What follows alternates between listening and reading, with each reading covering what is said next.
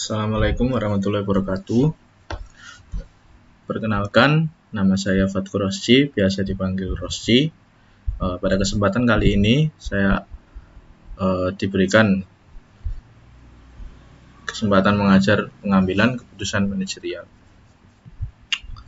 Pertama-tama, sebelum kita masuk ke dalam materi pengambilan keputusan manajerial, adapun pokok-pokok bahasan sebagai berikut. Pokok-pokok bahasan terdiri dari latar belakang, pendahuluan, fungsi dan tujuan pengambilan keputusan, unsur-unsur pengambilan keputusan, konsep dasar pengambilan keputusan, dasar-dasar pengambilan keputusan, tipe-tipe keputusan, dan tahapan pengambilan keputusan. Kita bahas satu persatu. Yang pertama, latar belakang.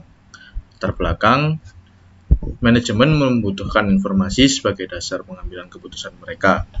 Sistem informasi mempunyai peranan penting dalam menyediakan informasi untuk manajemen pada setiap tingkatan. Tiap-tiap kegiatan dan keputusan manajemen yang berbeda membutuhkan informasi yang berbeda. Lalu, pada pendahuluan, keputusan dapat dijelaskan sebagai hasil pemecahan masalah. Selain itu, juga harus didasari atas logika dan pertimbangan, penetapan alternatif terbaik, serta harus mendekati tujuan yang telah ditetapkan.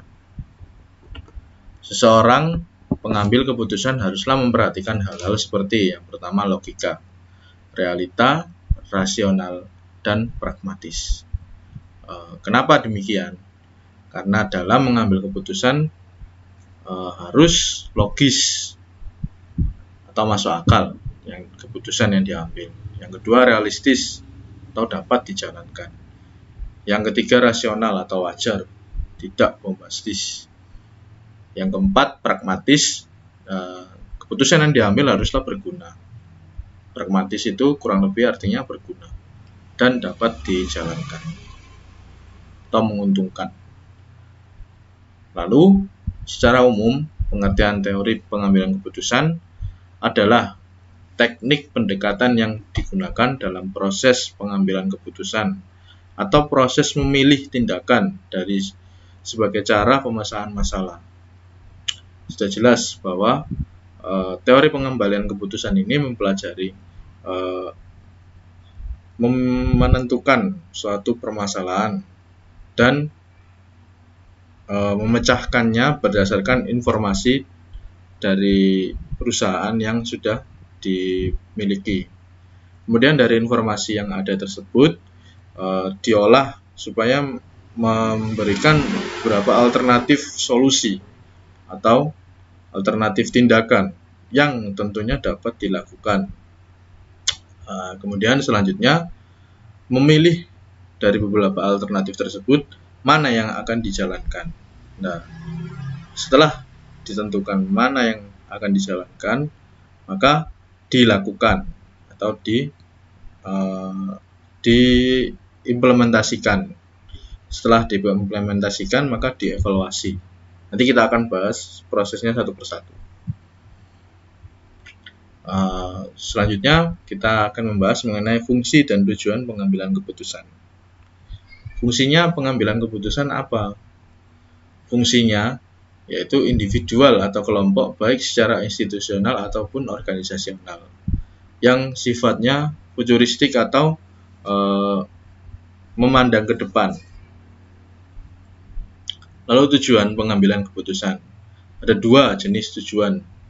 Tujuan yang bersifat tunggal, hanya ada satu masalah dan tidak berkaitan dengan masalah lain, dan tujuan yang bersifat ganda. Maksudnya apa? Maksudnya masalah tersebut saling berkaitan, bisa bersifat kontradiktif maupun tidak kontradiktif. Selanjutnya kita unsur-unsur pengambilan keputusan. Tujuan dan pengambilan keputusan. Kemudian identifikasi alternatif-alternatif keputusan untuk pemecahan masalah. Nah, sebelum masuk kita akan jelaskan satu persatu tujuan dan pengambilan keputusan. dalam pengambilan keputusan tentunya ditentukan tujuan dari pengambilan keputusan tersebut. Apa tujuannya? Untuk apa pengambilan keputusan tersebut diambil? Lalu, ketika sudah mengetahui tujuannya, maka diidentifikasikan alternatif-alternatif berdasarkan apa? Berdasarkan sistem informasi yang dimiliki perusahaan atau organisasi lain. Lalu, identifikasi alternatif-alternatif untuk memutuskan keputusan untuk memecahkan masalah. Jadi alternatif-alternatif yang ada tadi setelah diolah memunculkan beberapa alternatif masalah. Kemudian dari alternatif-alternatif tersebut diputuskan mana yang akan dijalankan. Nah, sebelum memutuskan maka dilakukan perhitungan-perhitungan atau penentuan mengenai faktor-faktor apa dalam alternatif-alternatif masalah ini yang belum diketahui atau tidak dapat diketahui. Itu dihitung keputusan A dan keputusan B lebih realistis mana atau lebih jelas mana, lebih menguntungkan yang mana ketika dijalankan. Lalu untuk menentukan diperlukan sarana atau alat untuk memilih mana yang masuk akal untuk dijalankan. Lalu sarana atau alat untuk mengevaluasi atau mengukur hasil. Ketika sudah dilakukan pengambilan keputusan, maka yang selanjutnya dilakukan apa? Mengevaluasi dan mengukur hasil dari suatu keputusan yang dijalankan tersebut. Kita lanjutkan. Konsep dasar pengambilan keputusan. Pengambilan keputusan adalah memilih satu atau lebih di antara sekian banyak alternatif keputusan yang mungkin untuk dijalankan. Kemudian alternatif keputusan tersebut meliputi keputusan. Ada kepastian, ada keputusan beresiko, keputusan ketidakpastian, dan keputusan dalam konflik. Kita akan bahas satu persatu pada bab selanjutnya. Ditunggu saja. Dasar-dasar dalam pengambilan keputusan.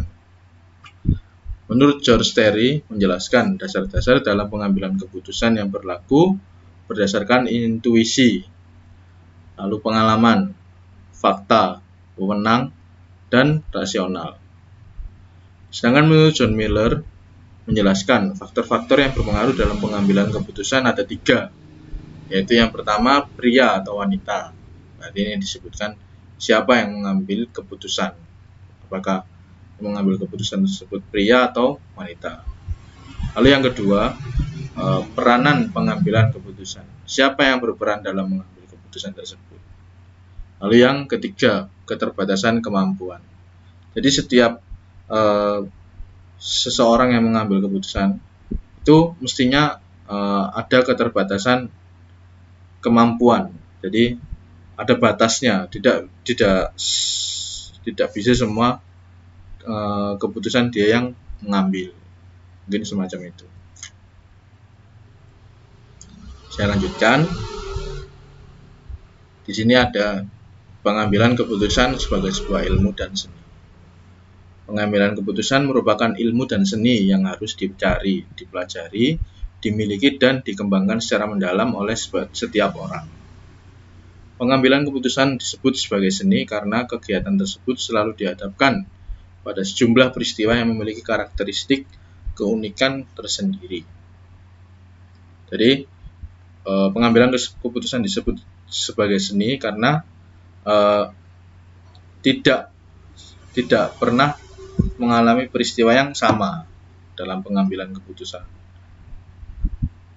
Lalu, pengambilan keputusan disebut sebagai ilmu karena aktivitas tersebut memiliki sejumlah cara, metode atau pendekatan tertentu yang bersifat sistematis, teratur, dan terarah. Jadi dalam proses pengambilan keputusan diperlukan cara atau metode atau pendekatan tertentu yang bersifat sistematis, teratur, dan terarah. Jadi ada pakem-pakem tertentu yang menyebabkan pengambilan keputusan ini disebut sebagai ilmu. Baik, kita lanjutkan. Tipe-tipe keputusan. Tipe-tipe keputusan ada 2 jenis. Di sini diterangkan bahwa ada keputusan terprogram dan keputusan tidak terprogram. Keputusan terprogram atau terstruktur itu apa? Keputusan terprogram atau terstruktur merupakan keputusan yang sifatnya rutin dan terjadi berulang-ulang.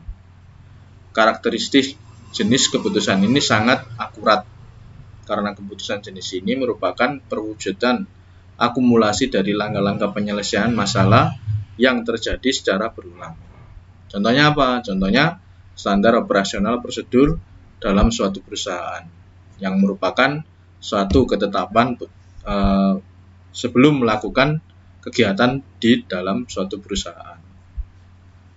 Lalu, keputusan tidak terprogram merupakan kategori keputusan yang berkaitan erat dengan kondisi lingkungan kegiatan bisnis yang tidak pasti dan sangat dinamis.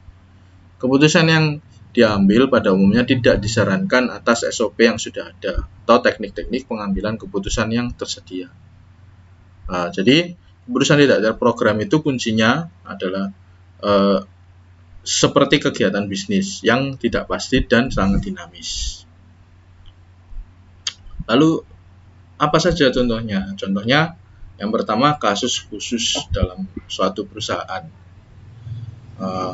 Lalu, kajian strategis. Kajian strategis ini biasanya digunakan oleh suatu perusahaan untuk berkembang atau semakin maju ke depan perusahaannya. Lalu, ada lagi contohnya yaitu berbagai masalah yang bertambah besar bagi organisasi. Itu adalah contoh-contoh merupakan dari keputusan yang tidak terprogram. Kita lanjutkan.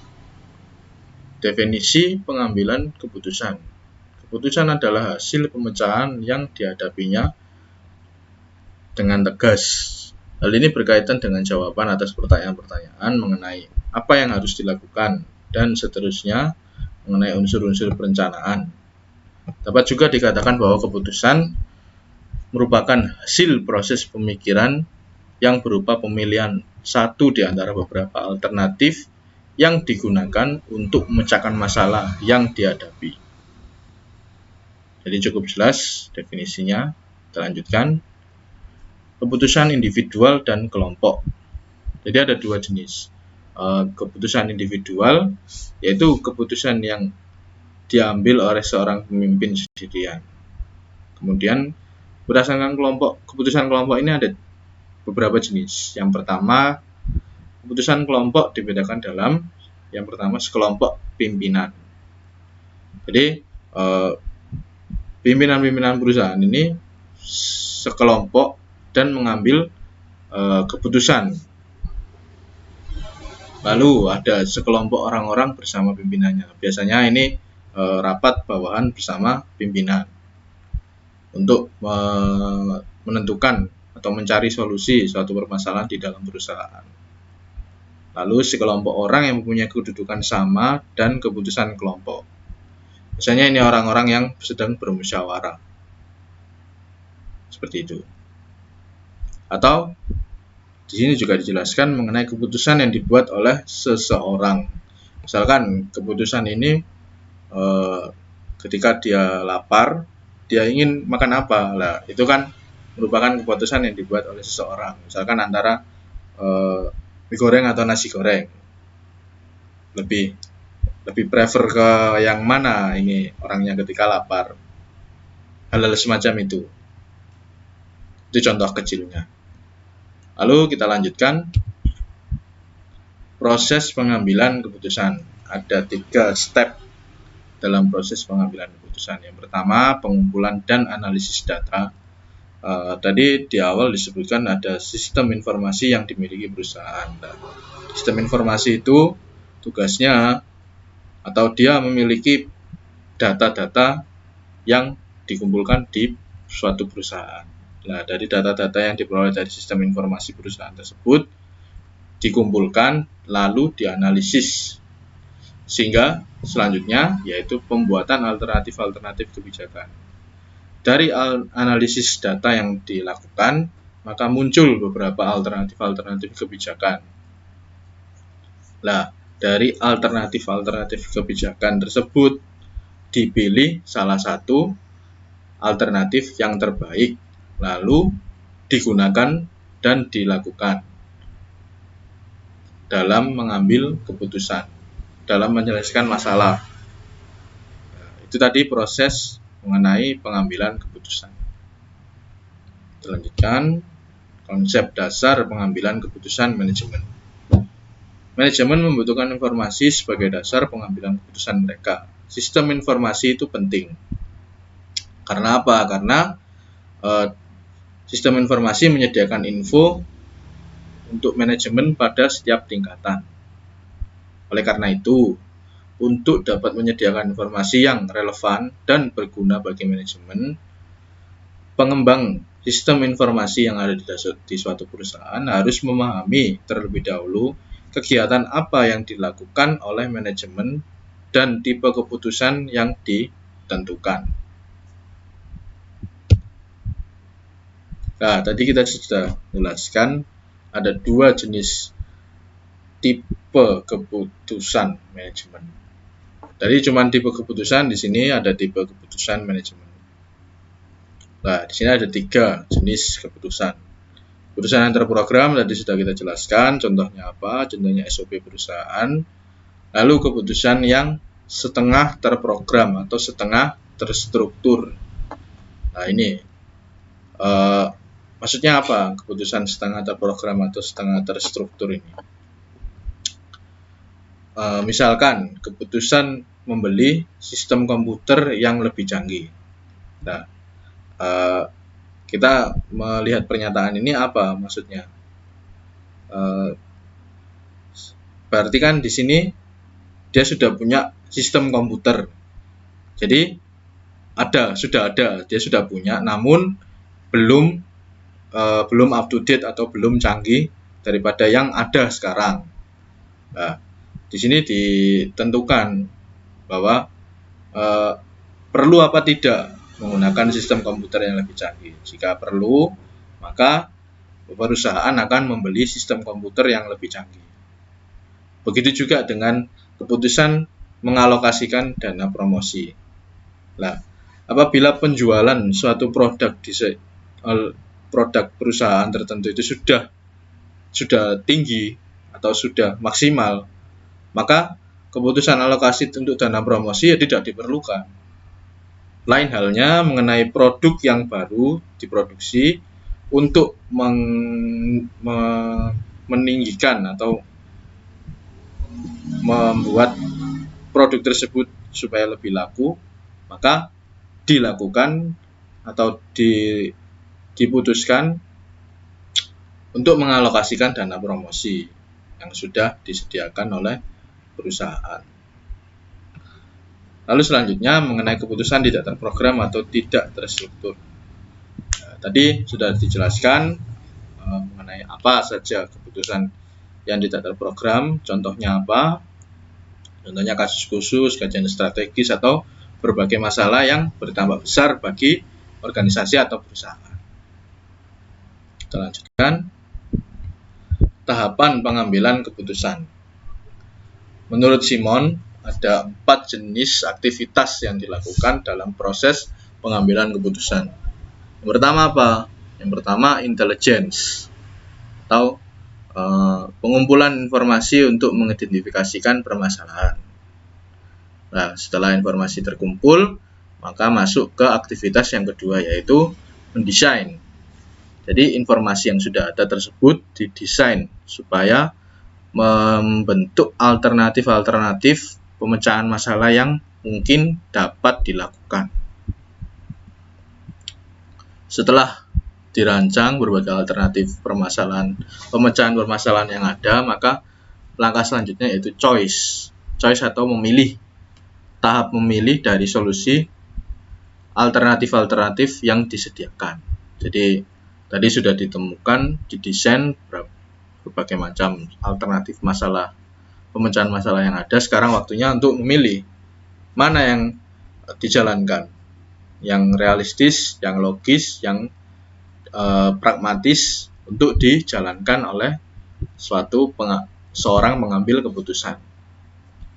Setelah dilakukan pemilihan alternatif solusi, maka yang selanjutnya dilakukan adalah melaksanakan keputusan yang sudah diambil.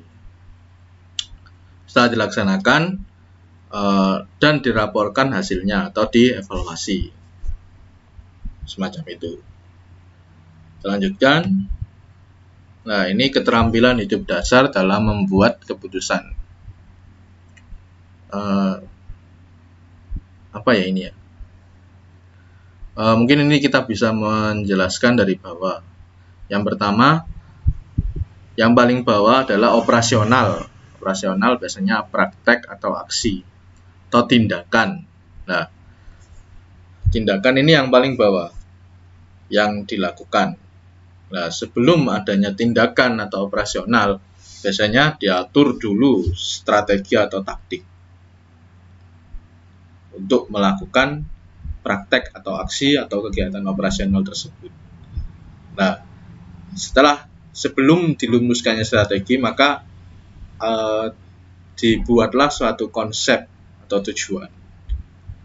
Nah, tujuannya mau kemana perusahaan tersebut? Ketika bahkan sebelum membuat konsep, ada nilai atau filosofi atau budaya yang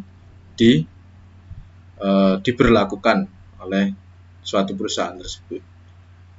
Lalu yang paling tinggi adalah nilai spiritual atau spiritual. Spiritual ini sifatnya irasional. Lain halnya dengan operasional. Operasional ini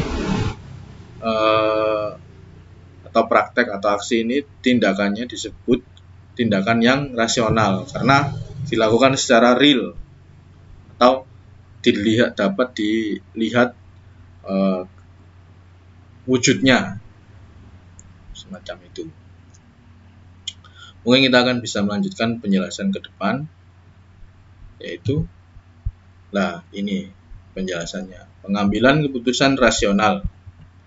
Situasi terbaik dalam memanfaatkan pertimbangan rasional. Yang pertama yaitu masalah yang terstruktur, misalkan masalah permesinan. Apabila data-data terpercaya tersedia untuk dianalisis, tersedia contoh untuk memahami kondisi yang sejenis. Nah, di sini ada kelebihan dan kekurangan.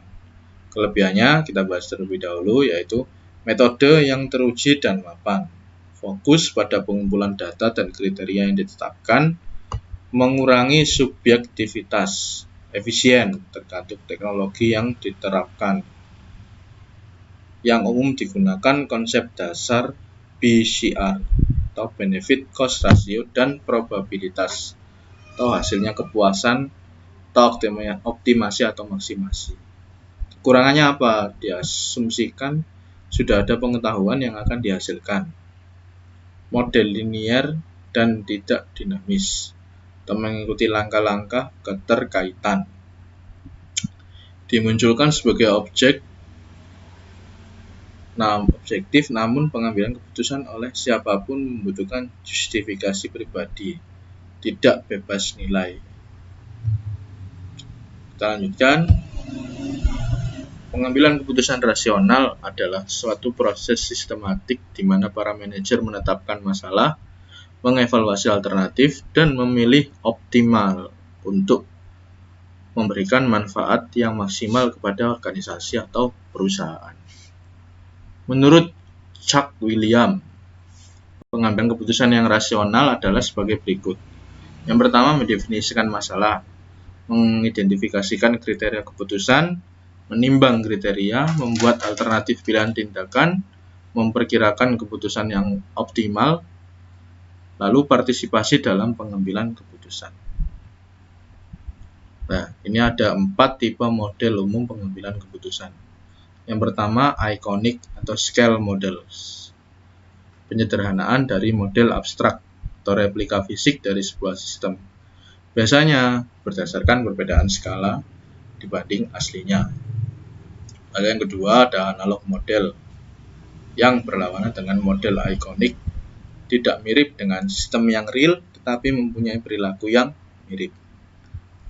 Yang ketiga ada mathematical atau quantitative model. Hubungan yang kompleks dari banyak sistem umumnya tidak dapat sepenuhnya terwakili. Untuk dapat mengabstraksikannya diperlukan pemanfaatan model-model matematis, misalkan probability, Busy ratio, atau yang lainnya.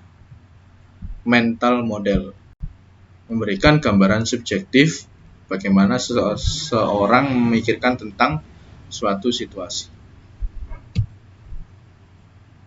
Model pengambilan keputusan manajerial. Ada dua jenis model. Yang pertama model ekonomi rasional. Kerangka perspektif bagaimana suatu keputusan diambil dengan asumsi bahwa pengambil keputusan memiliki informasi yang akurat dan lengkap. Kemudian metode keputusan perilaku atau behavioral decision. Tidak seperti model ekonomi rasional, model keputusan perilaku ini memahami adanya keterbatasan manusia yang membuat keputusan rasional sulit untuk dicapai. Nah, ini penjelasan mengenai behavioral decision model. Satu konsep yang untuk dipahami dalam proses pengambilan keputusan. Bounded rationality atau adanya keterbatasan manusia oleh adanya pembatasan organisasional seperti waktu, informasi, sumber daya, dan juga kapabilitas mentalnya. Satisfying yaitu suatu pencarian sampai dengan tingkat memuaskan atau tidak perlu sampai sempurna atau optimal. Yang selanjutnya yaitu intuisi, analisis yang tidak disadari berdasarkan pengalaman yang lalu. Atau selanjutnya yaitu escalation of commitment, kecenderungan untuk menambah komitmen dari aksi atau hasil keputusan sebelumnya seperti yang diharapkan jika seorang pimpinan mengikuti proses pengambilan keputusan yang efektif. Nah, ini apa yang membuat keputusan berkualitas? Kewaspadaan dapat meningkatkan kualitas keputusan. Kewaspadaan yang dimaksud di sini adalah adanya perhatian terhadap prosedur pengambilan keputusan yang benar. Nah, ini beberapa strategi umum pengambilan keputusan.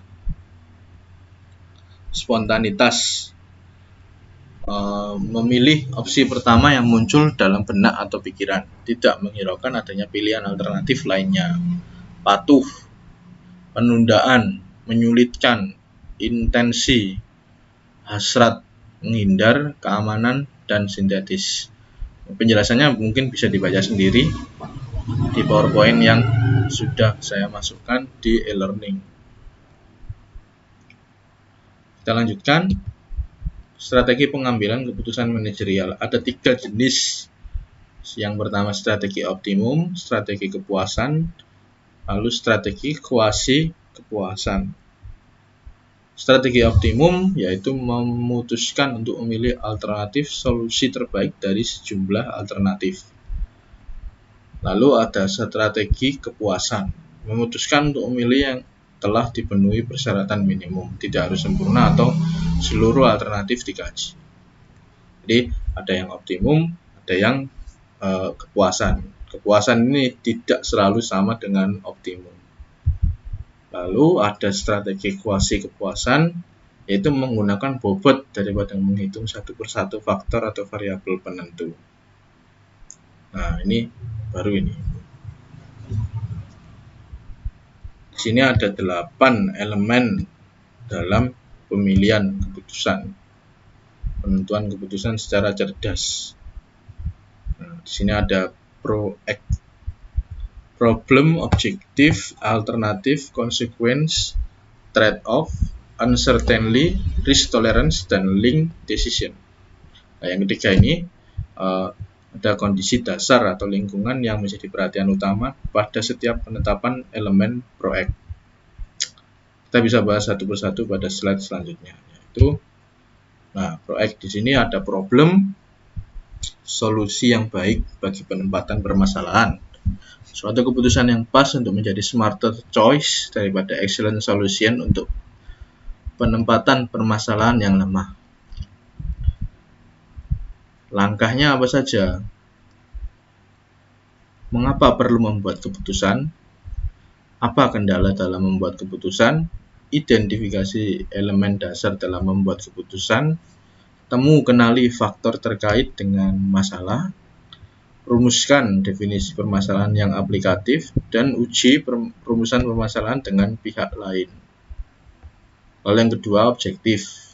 Objektif di sini ada spesifik, measurable, achievable, reach, and time bound. Langkah-langkahnya yaitu ada 5, ini bisa dibaca sendiri. Kita lanjutkan. Alternatif. Kunci memperoleh alternatif lebih baik. Manfaatkan rumusan objektif, tanyakan bagaimana mencapainya. Nah, mungkin ada beberapa poin-poin penting yang bisa dipahami sendiri. Selanjutnya, konsekuensi sama, yaitu susun tabel konsekuensi. Nah, ini mungkin bisa dibaca sendiri.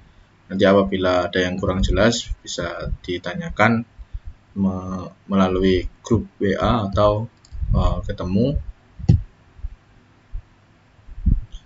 atau jalur komunikasi yang lain, gampang nanti. Nah, ini trade off. Tadi setelah 4 langkah yang dilakukan, ini langkah yang terakhir atau trade off. Bandingkan konsekuensi dan alternatif, kemudian tetapkan atau kurangi jumlah pilihan yang tidak menguntungkan. Trade off merupakan pilihan atas perbandingan masing-masing alternatif dan konsekuensinya yang dinilai atas dasar objektivitas.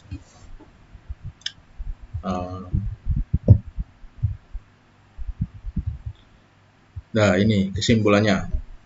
Kesimpulan dari pembahasan di atas dapat disimpulkan bahwa pengambilan keputusan adalah sarana untuk mencapai tujuan atau memecahkan suatu masalah.